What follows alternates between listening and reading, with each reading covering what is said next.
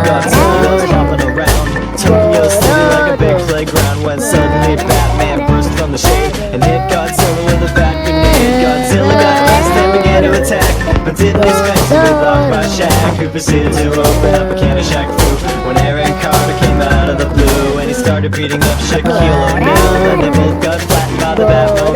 But before Rick could make it back to the Batcave, Abraham Lincoln popped out of his grave and took an AK-47 out from under his hat and moved Batman away with a rat-a-tat-tat. But he ran out of bullets and he ran away because Optimus Prime came to save the day.